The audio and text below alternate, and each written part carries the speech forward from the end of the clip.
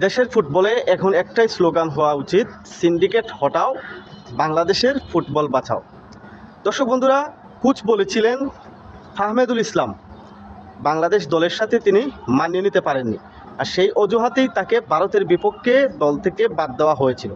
কিন্তু যারা দলের সাথে মানিয়ে নিয়েছিলেন তারা কি আসলে আদৌ কিছু করতে পেরেছেন? ভারতের বিপক্ষে ছয়টি সহজ সুযোগ মিস করেছে বাংলাদেশ, যেখানে ফাঁকা গোল পোস্ট পেয়েও জনি গোল করতে পারেননি, নার্ভাস হয়ে গেছেন। অন্যদিকে হৃদয় সহজ গোলটি মিস করেছেন। এছাড়াও রাকিব, জীবন, মুরসালিনরা তারাও কিন্তু সহজ সুযোগগুলো মিস করেছেন, গোল আদায় করতে পারেননি। এখন প্রশ্ন থাকতেই পারে যে হামজা চৌধুরী বাংলাদেশে আছেন, হামজা চৌধুরী একাই না হয়ে ধরে নিলাম ডিফেন্স করেছেন। আমরা দেখেছি ভারতের বিপক্ষে যেখানেই বাংলাদেশের বিপদের সম্মুখীন হয়েছে সেখানেই হামজা গিয়ে ডিফেন্স করেছেন, দলকে না হয় গোল খাওয়া থেকে তিনি রক্ষা করেছেন। কিন্তু হামজা কি একা সম্ভব হবে যে তিনি একদিকে গোল আটকাবেন আবার অন্যদিকে গিয়ে গোল করে দলকে এগিয়ে তুলবেন? সেটা কিন্তু কখনোই না।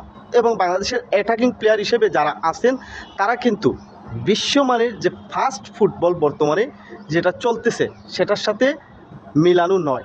কারণ ফাহমেদুল ইসলাম বর্তমানে ফাস্ট ফুটবল খেলছেন, কাউন্টার এটাকে কিন্তু তিনি দারুণ কার্যকর এবং উইঙ্গার হিসেবে তিনি দারুণ ফাস্ট ফুটবল খেলে থাকেন, যা ফাহমেদুলের সমান বর্তমানে বাংলাদেশের অ্যাটাকিং কোনো প্লেয়ারই নেই।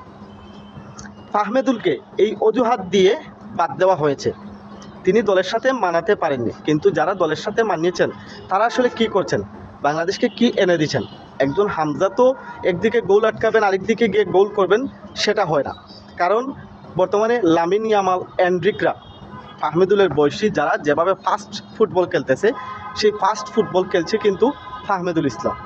সেই ফাহমেদুল ইসলামকেই দল থেকে বাদ দেওয়া হয়েছে, মানিয়ে নিতে পারছে না। আসলেই কি সে মানিয়ে নিতে পারছিল না, নাকি দেশীয় সিন্ডিকেটের কারণে ফাহমেদুলের মতো একজন প্লেয়ারকে আমরা হারাতে বসেছি?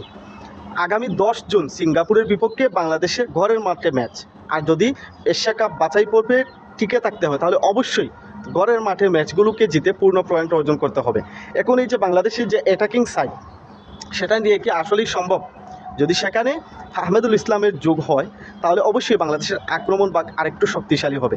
ফাহমেদুল ইসলামকে আটকাতে অবশ্যই সিঙ্গাপুরের ডিফেন্সকে কষ্ট করতে হবে, কারণ সে যেভাবে ফাস্ট দৌড়ে, যেভাবে তার স্কিল আছে, এইরকম একজন প্লেয়ারকে আটকাতে কমপক্ষে ডিফেন্সের 2 জন প্লেয়ারকে তার পিছনে সময় দিতে হবে।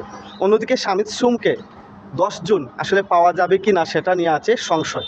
এই মুহূর্তে ফাহমেদুলকে দলের সাথে এনে তাকে ভালো করে, এখনও অনেক সময় আছে, ক্যাম্পে রেখে তাকে প্রয়োজন হলে অন্যান্য প্লেয়ারদের সাথে মানিয়ে নেওয়ার চেষ্টা করা হোক বাফুফে থেকে। শুধু কোচের উপরেও দোষ দিয়ে লাভ নেই। আর যদি কোচের কোনো গোয়ার্থমি থাকে তাহলে গাড়ে ধরে তাকে বের করে দিন। যে কোচ সবাইকে নিয়ে চলতে পারবে তাকে নিয়ে আসুন। তবুও বাংলাদেশের ফুটবলের যে জাগরণ তৈরি হয়েছে সেই জাগরণটা ধরে রাখার চেষ্টা করুন।